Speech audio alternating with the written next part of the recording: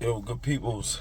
It's your boy Bumpy, and I'm all over the place. So, this morning, what I'm about to do is I gotta go get a brisket.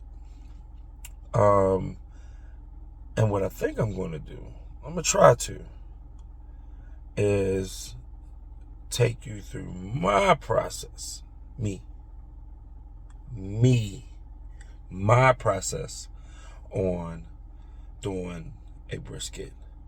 I have over the years, watched so many different people and persons and techniques and whatever case may be. And one thing I know and one thing I've learned, like Nike, you just got to do it.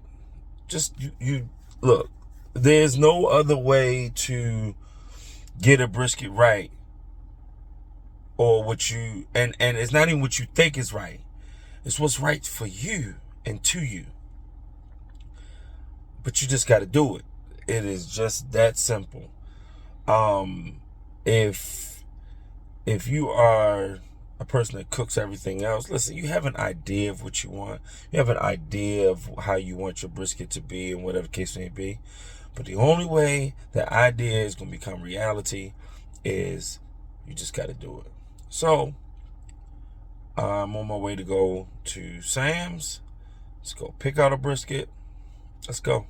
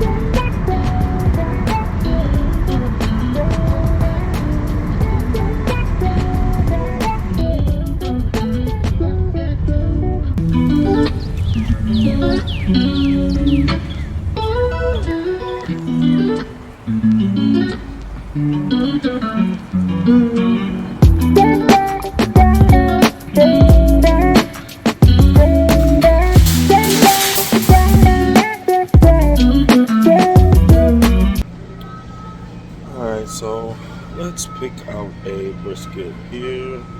Let's see. Now, personally, I love going for a prime biscuit. I don't need a whole lot. I only need a couple of pounds, so I'm looking for the smallest one. Look at that. 10-pound brisket.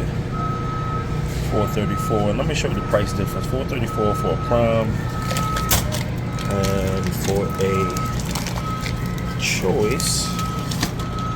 All right. Yep. Choice brisket, $4.18. So you people in Texas, be happy. Getting your briskets for $2 a pound or $2.25 or whatever it is. But this 10-pounder should do it.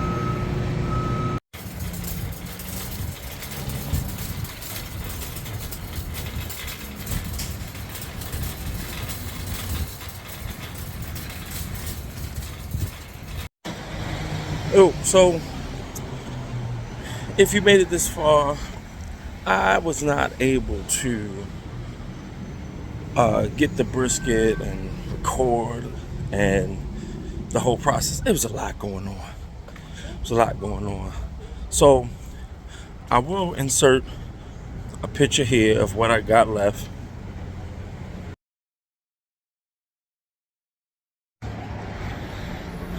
And so that was a brisket bowl with mixed veggies and rice that I do.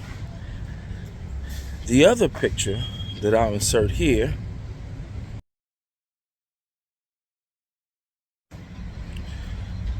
that was the trimming. So it was a little over 2 pounds, maybe almost 3, that I trimmed off that brisket. So I got about 7 pounds raw.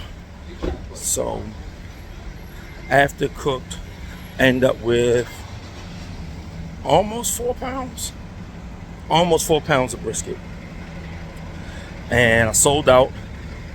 Here's the thing. Here's what I want to talk about. Not intentionally, I ended up doing this brisket hot and fast. So I put the brisket on about 10:30. I use the char griller Acorn as one of my primary smokers, and I put it on. You know, I normally set it and forget it, and I went to my son's football game. Got back home about 1:45, and I went and checked it, and I noticed my temp had went up. I said, oh. So I checked the internal temp. Internal temp was at 197. So I went on and pulled it. I let it rest, wrap, and actually brisket came out pretty good. The only thing that I'd probably say that when you do a brisket hot and fast, you're not going to get that real in-depth smoke flavor. There was some smoke on it, but it wasn't as deep as I usually do or what I'm used to.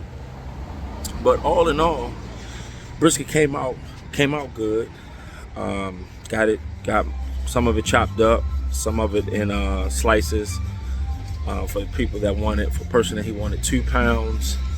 In that bowl was about a half a pound or so, maybe a little less, between 6 and 8 ounces. And I did I sold 3 pounds plus the bowl, yeah, and then a couple little cuts that I had for myself. So yeah, like I said, it was almost 4 pounds that I got out of that 10-pound brisket. So, you know, brisket is one of those things where it can be your biggest seller, but you're not going to get the profit margin that you want on it.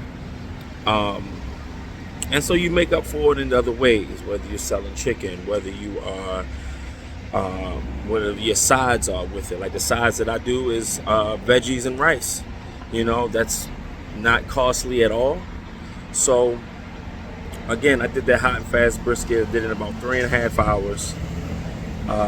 Pulled it about 197, 198, wrapped it, let it cool, and then what I did was, because I have done it before, but not for this extended amount of time.